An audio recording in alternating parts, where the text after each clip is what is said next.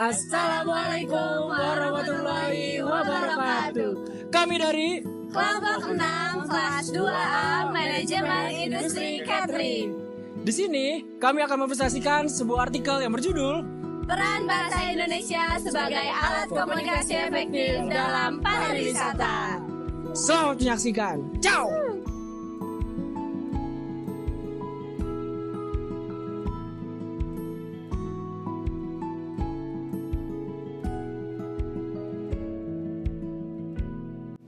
Peran Bahasa Indonesia sebagai alat komunikasi efektif dalam pariwisata. Bahasa Indonesia memiliki peran strategis dalam pariwisata karena berfungsi sebagai alat komunikasi yang efektif.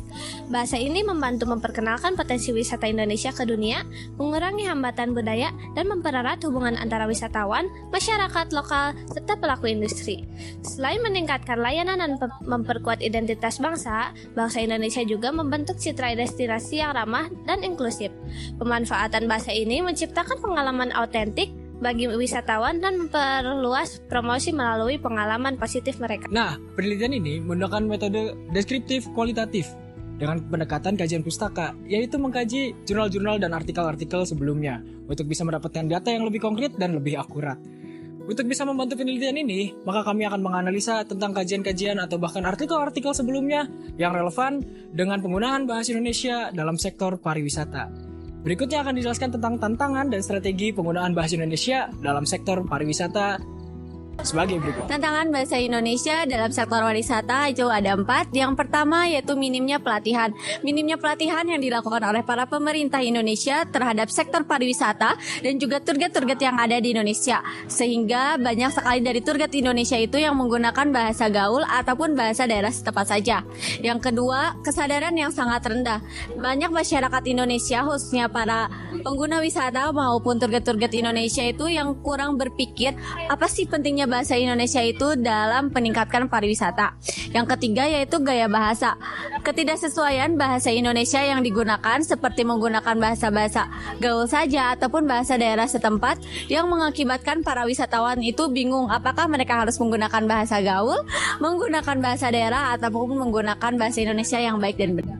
Yang keempat yaitu kasus Ubud, yang dimana banyak wisatawan yang kurang puas terhadap pelayanan dari sektor wisata maupun tour guide karena mereka seringkali bingung apa sih bahasa yang harus digunakan pada sektor pariwisata yang ada di Indonesia. Setelah ini ada strategi gimana sih cara meningkatkan penggunaan bahasa Indonesia yang baik dan benar. Check it out.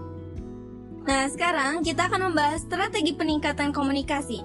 Di sini, kita akan melihat 4 langkah utama yang bisa diterapkan untuk memperkuat komunikasi dalam dunia pariwisata.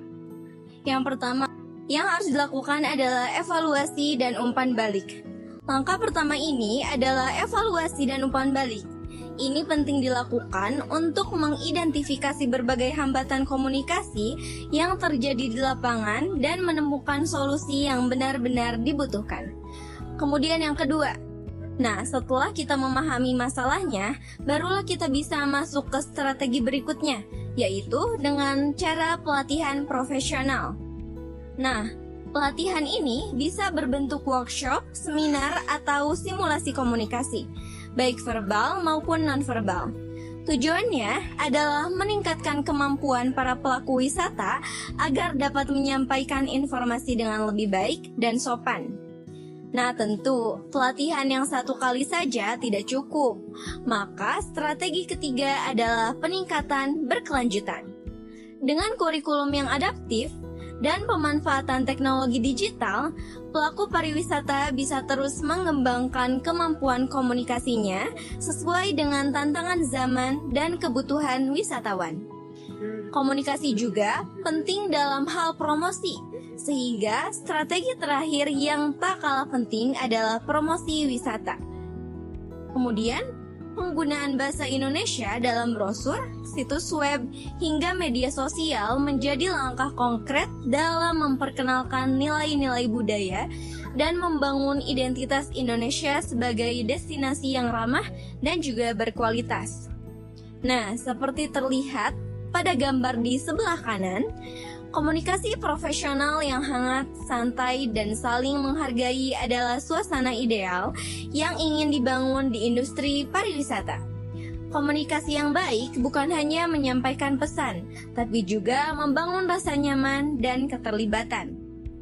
Dan setelah membahas strategi-strategi penting ini, sekarang kita akan masuk ke bagian terakhir dari presentasi ini, yaitu kesimpulan yang merangkum seluruh inti dari pembahasan mengenai peran bahasa Indonesia dalam sektor pariwisata.